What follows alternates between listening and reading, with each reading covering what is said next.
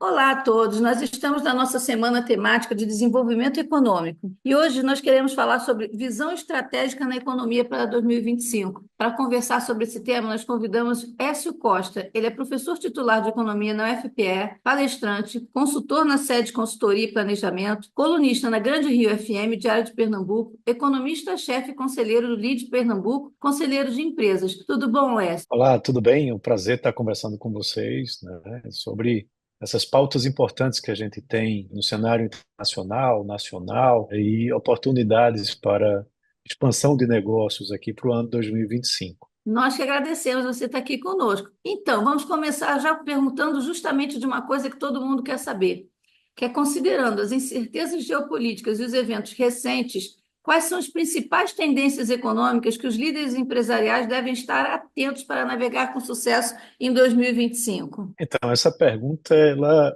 tem uma resposta bem ampla, né, porque são muitos fatores que estão acontecendo na economia mundial e também nacional e que podem trazer impactos aqui para os negócios aqui no Brasil, né, e também de maneira internacional, como já mencionei. Você deve começar sempre essa análise com o fato recente, né, que vai trazer uma modificação muito relevante na economia mundial, que foi a eleição de Trump. Trump ele volta ao poder como presidente lá nos Estados Unidos, trazendo aí uma política que tem aspectos bastante protecionistas, né, em termos de alavancar ou de retomar, né, como eles falam, o protagonismo da indústria americana. Então, há diversos pronunciamentos, né, do próprio Trump dizendo que vai elevar consideravelmente as tarifas de importação em relação a produtos chineses. Ele fez isso no seu primeiro mandato.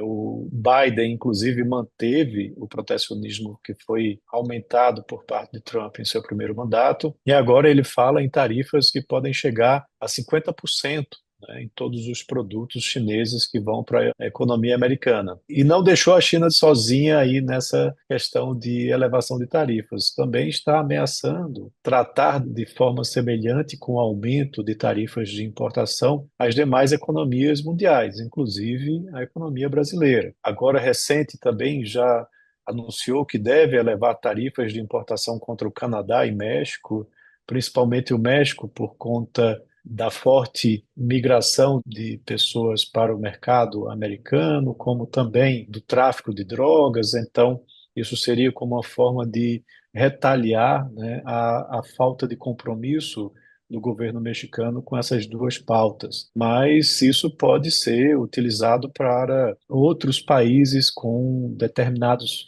pontos que sejam considerados importantes aí para a economia americana, né? O Brasil pode entrar, sim, também numa lista de países agraciados, né, entre aspas, com tarifas mais elevadas de importação para determinados produtos brasileiros. Os Estados Unidos é hoje nosso segundo maior parceiro comercial, fica atrás somente da China e tem uma relevância no nosso comércio internacional. Então, isso pode impactar diretamente o Brasil e pode impactar indiretamente, porque, como a China também é um forte parceiro comercial dos Estados Unidos, se você tiver um protecionismo mais elevado que reduza as exportações chinesas, isso pode também fazer com que a economia chinesa desacelere, o que indiretamente pode também nos impactar, já que nós somos grandes fornecedores de insumos agrícolas, minerais, combustíveis para a economia chinesa. Então, esse é um fator aí que eu diria o mais relevante hoje quando a gente está olhando para a economia americana em 2025 e para a economia mundial como um todo e seus impactos, né, que podem trazer aqui no Brasil. Só que, claro, entre discurso e prática, né, sempre existe aí um meio termo. Em geral, os políticos são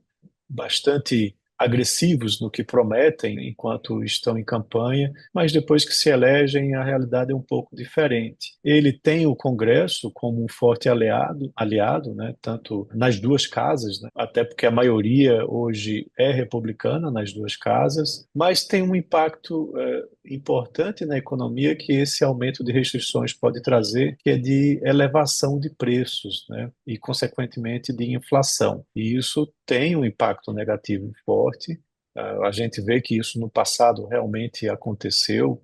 Quanto mais protecionista você é, mais você termina aumentando os preços domésticos e aumentando, consequentemente, a inflação. E talvez isso sirva como um certo freio, né, para que esse aumento de protecionismo não aconteça. Então, esse seria um ponto bastante importante para a gente estar observando lá fora. Mas eu não pararia por aí. A gente tem ainda outros pontos relevantes, né, que precisam ser mencionados, como, por exemplo, a questão dos conflitos lá do Oriente Médio. A gente vê aí uma certa redução nas tensões, né, entre Israel e todos aqueles países que estão ali no seu entorno. Isso deu uma diminuída. Porém, a relação ali da invasão russa à Ucrânia ainda é algo sendo bastante debatido, que pode trazer mais consequências. Vira e mexe, a gente vê alguma certa escalada, né, na tensão, isso repercute em preço de petróleo, tanto no Oriente Médio como na questão da invasão russa à Ucrânia. E eu acrescentaria ainda dois outros pontos importantes ali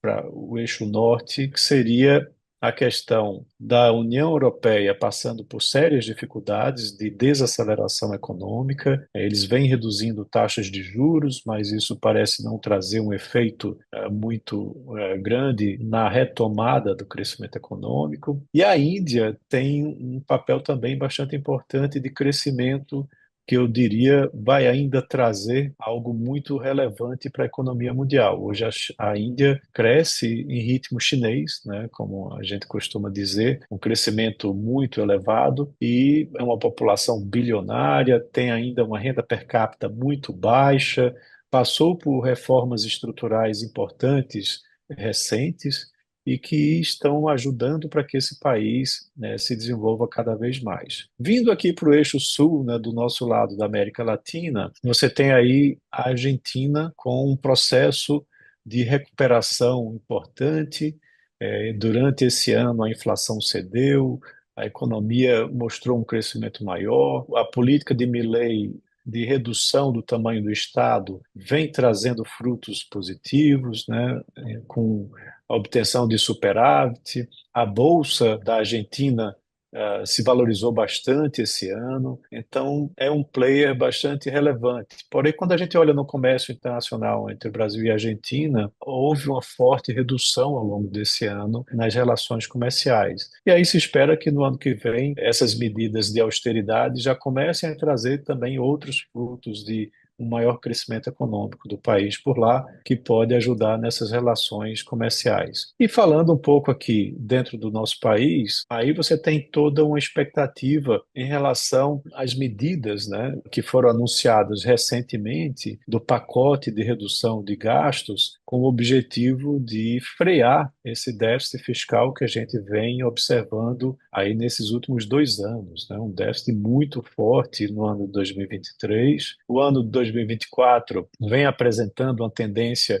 de ter um menor déficit, mas ainda um déficit que estoura o limite do déficit zero. Porém, há números mais recentes aí do governo central, por exemplo, que mostraram um superávit para esse mês de novembro. Só que as contas todas que englobam todo o setor público, com os entes regionais e as estatais, ainda pode trazer aí um déficit que deixe o governo como um todo fora do déficit zero, né? Vale lembrar que tem uma banda negativa, e aí essa banda negativa fica aí em torno de 2 a 2,5% do PIB, o que seria algo aceitável dentro do arcabouço fiscal, mas essa preocupação é mais para os anos seguintes, né? Porque a trajetória de elevação da dívida PIB nesse ano, por exemplo, foi muito forte, né? Então, isso traz maiores riscos para a economia, faz com que o dólar esteja mais elevado, faz com que os juros de curto e de longo prazo estejam também mais altos e que vai terminar freando a economia brasileira aí para os próximos anos. Então, isso é um ponto muito importante, né, que merece atenção de como que ele realmente vai ser tratado, se o Congresso vai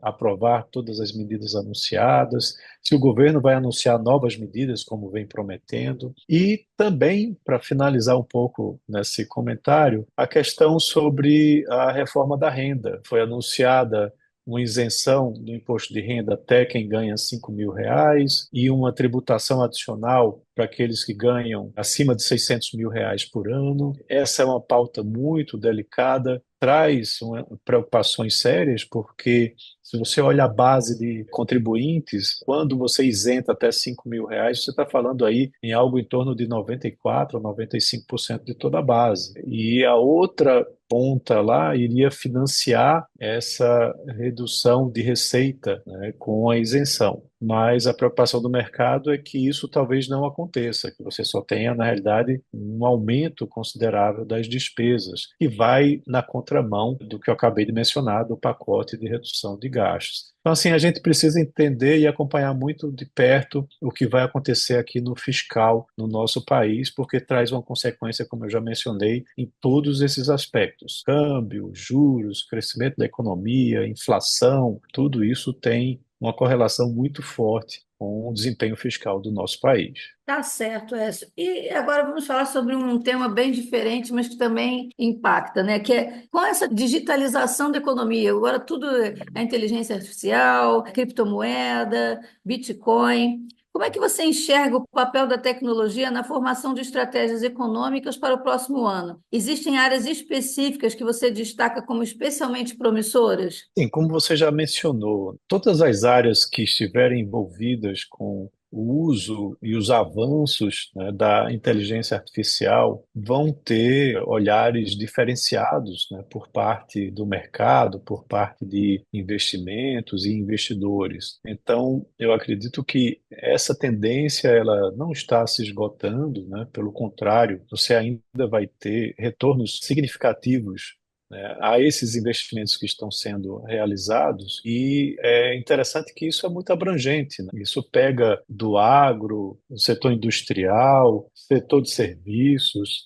né? Todos os setores relevantes da economia podem se beneficiar com esses avanços. E o Brasil, por exemplo, não pode ficar de fora, ele precisa estar investindo constantemente também nessas melhorias. A gente vê muito adoção por parte de empresas de soluções que existem e que são criadas de repente em outros países, mas é preciso que a gente tenha também aqui nos nossos centros de pesquisa um desenvolvimento cada vez mais forte, né, nessas tecnologias, né, e na adoção delas para que a gente possa ter um ganho de produtividade no trabalho, né, na mão de obra que nós temos aqui. A gente passou aí algumas décadas com uma estagnação na produtividade da mão de obra, enquanto que outros países como até mesmo a Argentina aqui, a Coreia do Sul, lá na Ásia, se você olha a evolução aí dos últimos 20, 30 anos, eles tiveram elevação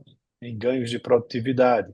E aqui a gente terminou se mantendo muito estagnado. Talvez essa seja a oportunidade de, com custos mais baixos, né, já que você estaria utilizando a inteligência artificial para isso, a adoção dela, fazer com que a gente consiga melhorar essa produtividade da mão de obra brasileira e aí consiga ter uma melhor agregação de valor, remunerações melhores para os trabalhadores e um crescimento econômico também mais relevante. Agora é importante também ficar de olho com relação às limitações que as possíveis regulações venham a acontecer aqui no Brasil. O Brasil é até muito parecido com a União Europeia, termina adotando regulações muito excessivas para determinados setores, e isso vai muitas vezes com a questão de ser uma matéria com muita popularidade, que políticos adotem como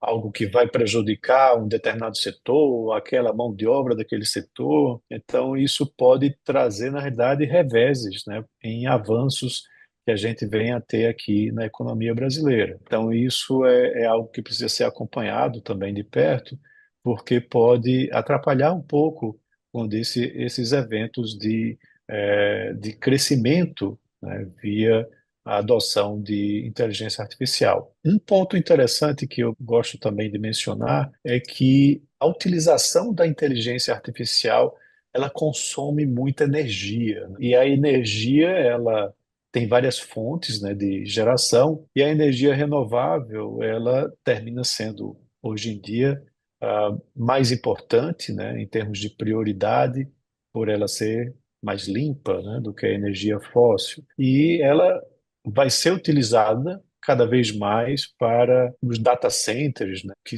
utilizam a inteligência artificial, porque o processamento desses dados, ele consome muita energia, né, e aí o papel da energia renovável, ele é muito relevante nesse sentido, né, de poder financiar não, poder fazer acontecer a utilização da inteligência artificial com uma energia limpa. Então, eu acho que isso também está aí com uma oportunidade muito relevante de crescimento para regiões que têm energia renovável, como, por exemplo, o Nordeste brasileiro. Sim. Então, nós sabemos que a sustentabilidade é um tema cada vez mais relevante. Como você sugere que as organizações incorporem considerações ambientais e sociais em suas estratégias econômicas para 2025? Existe uma abordagem econômica mais sustentável que você recomenda? Então, essa temática ela é muito relevante e é imprescindível, né, principalmente nas grandes corporações, né, já que elas têm uma exposição muito grande no mercado, né, elas são muito visadas e são demandadas em relação às pautas, né, do ESG. Então, eu acredito que a questão ambiental ela é ainda mais relevante e mais demandada daqui para frente, tá?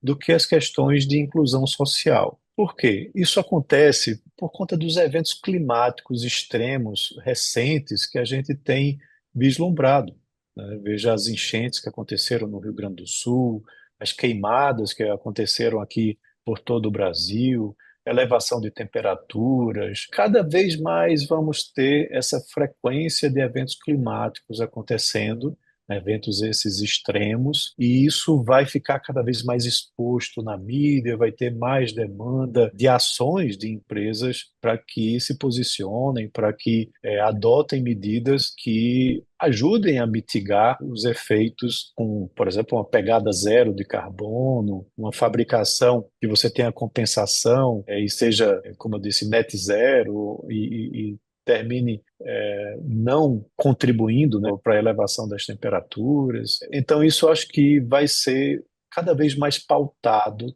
daqui para frente. Com relação à questão de inclusão social, eu acredito que vai continuar ainda havendo um papel muito forte, mas talvez não com a intensidade que aconteceu nos anos mais recentes. Principalmente quando a gente vai olhar alguns exemplos internacionais, né? Se você olha, por exemplo, o que aconteceu lá nos Estados Unidos com a marca de cerveja lá, Bud Light, né? Que houve uma adoção muito forte e os consumidores não começaram a boicotar o produto. Você vê mais recente a questão da Jaguar, que mudou a sua logomarca e está tendo uma repercussão muito negativa. Então, eu acho que há um movimento aí também de dizer, olha, tudo bem, vamos segurar um pouco agora essa questão de avanços de diversidade, de inclusão social, e vamos olhar um pouco mais para questões ambientais. Não estou dizendo que está certo ou que está errado, estou mencionando apenas o que a gente vê como tendência de mercado. A própria eleição do Trump vem como, de certa forma, um freio de arrumação para esses avanços que a gente viu em anos mais recentes, né? E isso acontece também em outros países, tá? Então, acredito que a questão ambiental, por ela ser realmente muito mais delicada em termos de danos, né, ambientais, econômicos, sociais, que a gente vê a destruição acontecendo, esse eu acho que deve ter uma escalada bem mais forte aí nos próximos anos, do que a questão mais social e de inclusão social.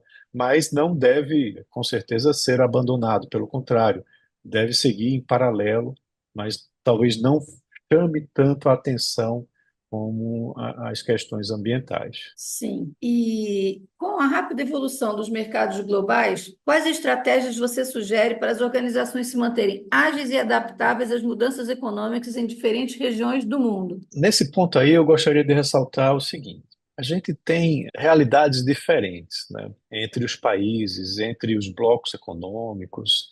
Então, é importante você ter um acompanhamento constante do desempenho econômico das principais economias mundiais e, assim, poder se posicionar em termos de investimentos. Países estão avançando com reformas estruturadoras que irão permitir trazer um maior crescimento econômico com a facilitação aos investimentos. É importante observar isso. Há exemplos recentes da Índia, que eu já mencionei, do Brasil também. A gente passou os últimos anos aí por uma série de reformas que vão trazer impactos aí a curto e também médio prazo. O governo atual, inclusive, com a reforma tributária, vai trazer uma mudança significativa na economia brasileira, porém, somente em 2033, devido a ser uma reforma tão estruturadora que precisa de um prazo, né, de adoção, de adaptação para esse novo sistema tributário. A Índia fez suas reformas em um período ainda um pouco mais distante em relação às reformas que nós tivemos aqui no Brasil. E a gente já vê um crescimento econômico muito mais forte acontecendo por lá. Quando a gente olha o multilateralismo, ele não tem conseguido obter êxito. Se você olha, por exemplo, a rodada de Doha, que foi a última rodada da Organização Mundial do Comércio, ela teve início em 2001, estamos indo para 2025 e até agora essa rodada não foi encerrada e não tivemos aí medidas adotadas por eles, pela Organização Mundial do Comércio, que venham a ser implantadas pelas economias. Porém, quando a gente olha alguns acordos regionais e reorganizações entre blocos menores, talvez esse seja agora um caminho mais relevante. Quando você fala, por exemplo, do BRICS e sua expansão recente, né, com vários países, inclusive produtores de petróleo, que entraram para o bloco, isso começa a trazer uma nova força mundial, né, para se contrapor a grupos menores como o G7 e assim por diante. A OPEP+, que também teve a recente adesão do Brasil, né, como um membro da OPEP+, isso traz relevância, pode trazer importantes mudanças com relação à produção, né, do petróleo, limitações e assim por diante. Então, você vê uma nova dinâmica da geopolítica acontecendo a nível mundial e que pode trazer mudanças econômicas para essas diferentes regiões do mundo. Mas também é importante ainda entender para onde as principais potências mundiais estão encaminhando em termos econômicos. A gente não pode descartar Estados Unidos e China. A gente já mencionou, já discutiu sobre a questão da mudança com o Trump e também para onde a China está indo, né, com seus problemas estruturais de redução de ritmo de crescimento, de mudança, inclusive, de modelo econômico, se voltando agora mais para um modelo mais exportador, porém com um mundo pós-pandemia que vem restringindo esse comércio internacional, né? O próprio Trump, que eu já mencionei, mas você vê muito essa tendência de você partir mais para o nearshoring, o friendly shoring, né? Ou seja, um comércio mais local e de parceiros mais próximos. Então, isso pode trazer um impacto também na China, que aí eu não descartaria, né, entender para onde isso está se encaminhando no ano que vem e nos próximos anos. Bem, agora a gente vai falar do câmbio, que é o assunto do momento aí no Brasil, né? Então, dada essa interconexão entre as economias nacionais, como é que você sugere que as organizações gerenciem os riscos associados à volatilidade cambial, que a gente está aí com um monte de gente prospectando no Brasil está bem complicado, e as flutuações dos mercados financeiros globais para garantir a estabilidade e o crescimento em 2025? Então, o câmbio ele termina sofrendo várias influências, né? O próprio comércio internacional ajuda, né? Quando você tem um saldo muito positivo, isso termina ajudando a segurar a moeda. A gente, no ano passado, por exemplo, bateu o recorde de saldo de exportações, né? Com quase 100 bilhões de dólares. Ainda assim, o dólar se elevou. Esse ano, o saldo vai ser de 2024 vai ser um pouco menor, quer dizer, uma redução bem menor. Aí você vai ter uma queda de uns 30%, né? Então a expectativa é que você encerre em 70 bilhões de saldo. 70 bilhões de dólares, e aí é menos dólares entrando na economia para conter o câmbio. Mas aí essa é uma das dinâmicas que influencia o câmbio. Outra dinâmica vem da taxa de juros. Se você tem problemas inflacionários, você eleva a taxa de juros, e aí os títulos nacionais terminam se tornando mais atrativos, a entrada de investidores, né, especulativos e tal, que querem comprar esses títulos, os títulos são emitidos em moeda local, você termina tendo uma apreciação da moeda local. Esse é outro aspecto também. Então, tem que acompanhar a dinâmica dos juros aqui no Brasil, com a dinâmica de juros lá dos Estados Unidos, por exemplo, de outros países. Mas eu concentraria mais a análise, você está olhando o mercado local em relação ao mundo, muito da dinâmica de juros lá dos Estados Unidos. Se os juros lá caírem, a moeda americana vai se tornar menos valiosa, né, em termos de câmbio, com relação às demais moedas, né? E se aqui aumenta a taxa de juros, você termina valorizando o real. Isso daria muito certo, né, se não tivesse um terceiro componente, que aí é o que eu chamo realmente a atenção. É preciso você estar sempre acompanhando e entendendo a política fiscal adotada, fiscal e monetária, né, mas principalmente a política fiscal adotada pelos países para diminuir a exposição ao risco oferecido por economias que adotam políticas fiscais anticíclicas por prazos muito longos, né? O que é que significa isso? Aquela política fiscal expansionista, gerando déficits altos e recorrentes, né? Esse tipo de política é o que hoje traz o maior impacto no câmbio. Aqui, principalmente, né? Quando a gente olha, a moeda brasileira foi a que teve maior desvalorização, ou está entre as que teve a maior desvalorização em 2024. E foi especificamente por problemas de política fiscal. Política fiscal muito expansionista gera uma quebra na credibilidade da moeda local, porque se o país está gastando muito, emitindo muita moeda ou se endividando excessivamente, essa moeda ela perde valor em relação às demais moedas. E aí o câmbio termina tendo o direcionamento que a gente vislumbrou ao longo desse ano. Se você tomar medidas sérias, né, para a redução das despesas, né, no próximo ano, você pode ter aí um movimento contrário e o real se valorizar em relação às outras moedas. Basta você ter pronunciamentos sérios de governo, com Congresso, até mesmo o judiciário, porque aqui o judiciário termina interferindo muito na economia, né? Às vezes decisões tomadas no STF trazem um impacto fiscal muito elevado, né, para o governo. Então, havendo esse direcionamento de que realmente a questão fiscal vai ser resolvida, você tende a ter uma desaceleração nessa desvalorização da moeda brasileira em relação ao dólar. Então, tem que ficar de olho realmente na questão fiscal. E isso não é só um problema aqui do Brasil, isso é um problema em todos os países que adotam esse tipo de medida de política anticíclica contínua para manter um crescimento mais elevado da economia, mas que traz problemas inflacionários, aumento de endividamento e, consequentemente, desvalorização da moeda. Uma alternativa cada vez mais presente é a adoção, né, de criptomoedas. Os investidores podem olhar nisso como uma forma de proteção, né, contra essas desvalorizações. Alguns países já vêm utilizando a adoção, né, também da aceitação, né, da utilização de criptomoedas.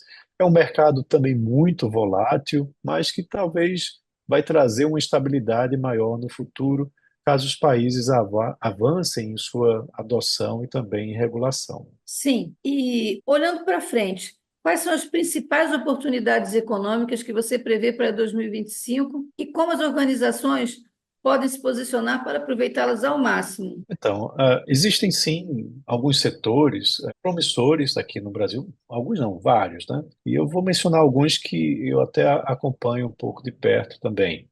Por exemplo, o mercado de consumo do nosso país, ele é um mercado pujante. Ele tem crescimento. O governo atual promove muito a expansão do consumo com políticas de facilitação do crédito. À medida que você tenha uma inflação controlada, o poder de compra da população, ele se eleva, ele se recompõe e aumentado com a disponibilização de crédito, termina aumentando esse consumo de bens, né, aqui no nosso país. Então, isso aí é um mercado bastante interessante, trazer retornos interessantes para as empresas, né, que investirem aqui no nosso país. O mercado imobiliário, apesar de taxas de juros elevadas, né, a previsão de Selic para o ano que vem é até mais alta do que a previsão para esse ano, ainda há uma demanda muito forte aqui no nosso país. E há novas modalidades de crédito que estão sendo desenvolvidas que podem facilitar a compra, né, dos imóveis pelas famílias. Então, esse também é um setor que deve manter, né, um crescimento interessante. Eu já mencionei e volto a falar a questão da energia renovável, aqui no Nordeste principalmente. A gente vê um potencial muito grande de crescimento. Já houve um crescimento substancial, né, na parte de fotovoltaica, de eólica, e os olhos estão cada vez mais se abrindo para o investimento no hidrogênio verde, né? Grandes players internacionais, principalmente europeus, têm feito aportes de investimentos aqui em mercados do Ceará, Pernambuco, Bahia,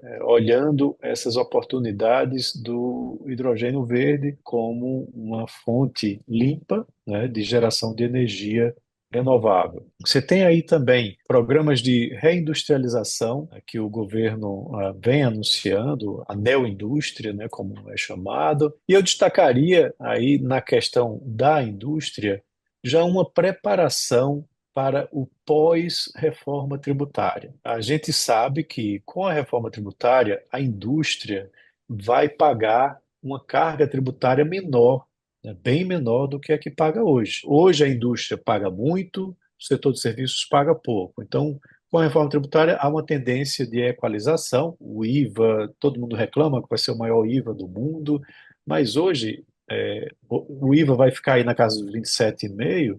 A indústria, quanto mais agregação de valor você tiver, maior é a carga tributária. Então, setores, por exemplo, como o automobilístico, você tem uma carga tributária acima de 50%. Então, havendo essa forte redução, não para 2025, mas para os próximos anos, você tende a ter uma redução forte dessa carga tributária e o consumo aumenta consideravelmente. E todo investimento, ele não se dá do dia para a noite. Aqui no Brasil, principalmente, você tem muita burocracia, até mesmo para quem quer investir. Então, é interessante você já ir fazendo o investimento ao longo desses próximos anos, pensando lá em 2033, né, o aumento de consumo que vai acontecer de produtos industrializados após a reforma tributária. E aí ainda tem outros fatores. Eu destacaria o seguinte: a gente tem ainda uma necessidade de investimentos em infraestrutura muito grande. Eu destacaria o marco do saneamento básico, que foi aprovado no governo anterior e que a gente vê uma grande leva de investimentos acontecendo em prol de se atingir a universalização, né, de acesso à água e esgoto aí nos próximos anos.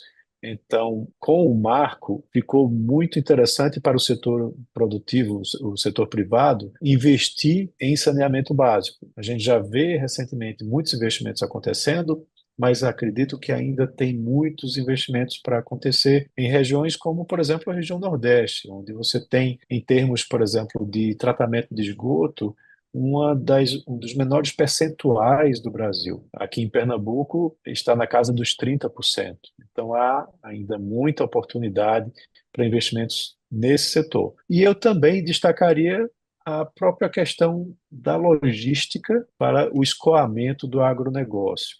O Brasil tem se tornado líder mundial na produção de diversos produtos agrícolas e essa demanda por alimentos ela não vai diminuir, ela tende a continuar crescendo no mundo. E o Brasil, assumindo essa posição de destaque, aumenta a demanda para escoamento dos produtos do agronegócio. E hoje, a infraestrutura de logística que nós temos, ela não está atendendo à produção que nós temos do agronegócio. E essa produção, sendo ainda mais demandada no futuro, vai trazer ainda mais gargalos que demandam novos investimentos em infraestrutura de logística. Então, esse é outro setor também que eu acho que tem muito potencial de crescimento. E, por último, o setor de serviços em crescimento constante. Se a gente olha da pandemia para cá, ou seja, de mais ou menos 2021 em diante, PIB sempre veio surpreendendo. A expectativa muitas vezes era de um crescimento baixo, de 0,5%, 1%, e vinha 3%, né, por cento ao ano. Esse ano também não está sendo diferente.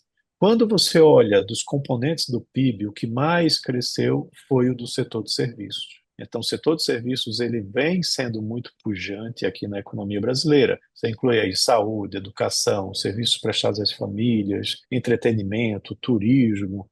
Então, esses são setores que eu vejo uma oportunidade de crescimento relevante. Você tem aí todo, da pandemia para cá também, todo um processo de modernização da relação com que esses serviços são prestados, né? A pandemia terminou fazendo com que a economia brasileira acelerasse um pouco a adoção dessas tecnologias, e isso deve ajudar muito para quem quer investir, né, para as empresas que queiram investir nesse setor. Sim, agora vamos lá. Levando em conta as mudanças demográficas que você já até conversou sobre isso, tudo que está acontecendo, né? As sociais em curso, quais são os setores que você acredita que estarão em ascensão em 2025 e quais estratégias econômicas as empresas podem adotar para capitalizar essas tendências? Na verdade, eu já até comentei um pouco isso, né, na Verdade. pergunta que você fez anterior, Uhum. mas o que eu diria é que, além desses setores todos que eu mencionei, é importante entender melhor como o governo vai se comportar na política fiscal, que eu já mencionei,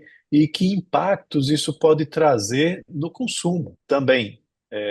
No ambiente internacional, o acordo Mercosul-União Europeia, ele poderá trazer oportunidades a médio prazo para o nosso país, como novos segmentos em expansão, né, que podem se beneficiar disso, para atender o mercado europeu, por exemplo. O fechamento ao comércio também por parte dos Estados Unidos é algo que nos preocupa, mas pode, de repente, trazer oportunidades para que o Brasil substitua os Estados Unidos como fornecedor para algumas dessas nações que venham a ser impactadas, né, por essas medidas protecionistas por lá. Então, eu diria que são algumas estratégias que precisam ser acompanhadas de perto, né, dessa dinâmica nacional e internacional, para que as empresas possam se capitalizar, né, tirar proveito dessas tendências. Tá bom. Então, sabemos que a questão da equidade e inclusão está se tornando cada vez mais importante. Como você sugere que as empresas incorporem considerações de equidade em suas estratégias econômicas para 2025? Existe um benefício econômico tangível em promover diversidade e inclusão? Pois é, eu acredito que